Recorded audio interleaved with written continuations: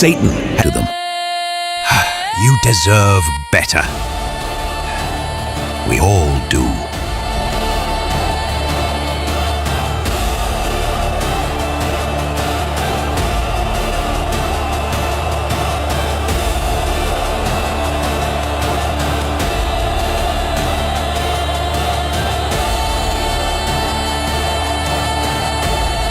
Seven words, a little attention, a little flattery, a little lie mixed with truth, like poison in honey, sweet enough to swallow, deadly enough to kill. The whispers spread like wildfire. Lucifer's strategy was flawless. He never said rebel. He just asked questions. If God is love, why does he demand worship? If we have free will, why can't we use it? What is he hiding from us? Soon, angels were meeting in secret. Lucifer says we'll be gods ourselves. We'll have our own kingdoms, our own worship. Michael noticed first. The warrior angel saw groups scatter when he approached, heard conversation stop mid-sentence, felt the tension building like a storm about to break. Something's wrong, he told Gabriel. A very wrong. They tried to warn others, but Lucifer had already poisoned the well. Of course they're against us. They're God's favorites. They want to keep us down.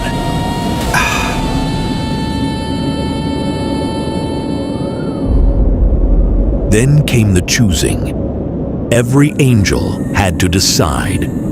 God or Lucifer, creator or creation, truth or lies.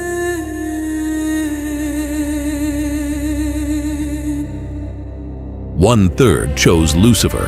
One out of every three angels looked at God, who gave them life, purpose, everything, and said, We choose someone else.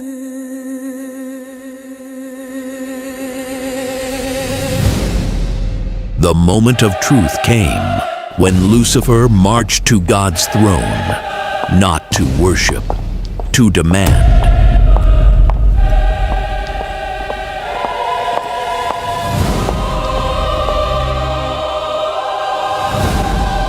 I will ascend to heaven. I will raise my throne above God's stars. I will be the Most High. The words shattered heaven's peace like glass breaking. War erupted instantly. And what a war! For the king! He cried. God's armies answered. Lucifer pulled darkness itself into a blade. For freedom! And the rebels charged.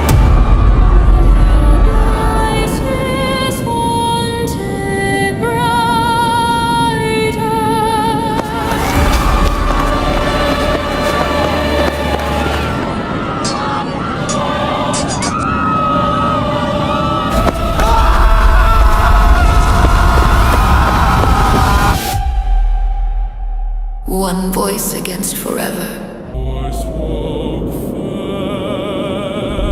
Heaven shook.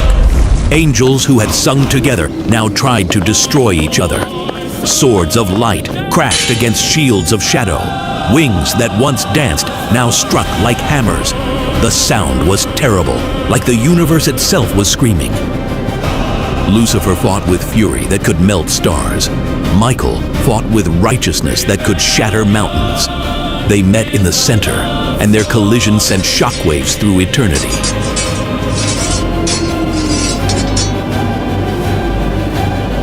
But you can't beat God, not even close. The rebels fell one by one, their light fading, their beauty twisting. And Lucifer? He ended up on his knees, defeated, his perfect face now ugly with rage. Get out! God's voice boomed, and they fell.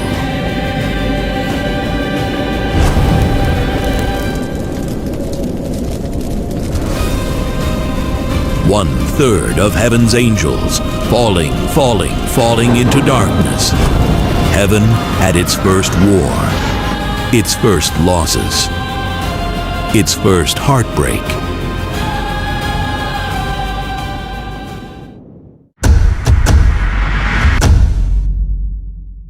Defeated, but not destroyed. Cast down, but not dead. Satan hit Earth like lightning, and when he stood up, he had a new target.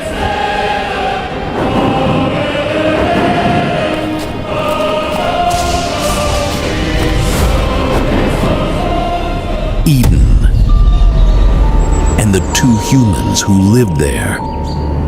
Before the garden had shadows, a whisper arrived.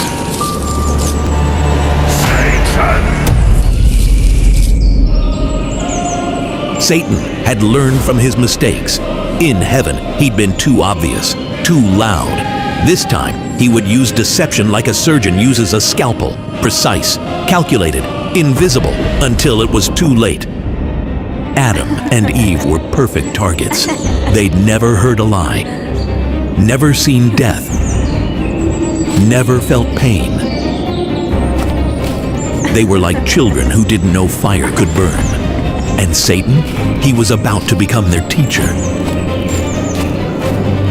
He watched them for days, studying, learning their patterns. Eve liked to walk alone in the morning. Adam got distracted easily. They both loved the garden's center where two special trees grew. The tree of life they could eat from. The tree of knowledge they couldn't.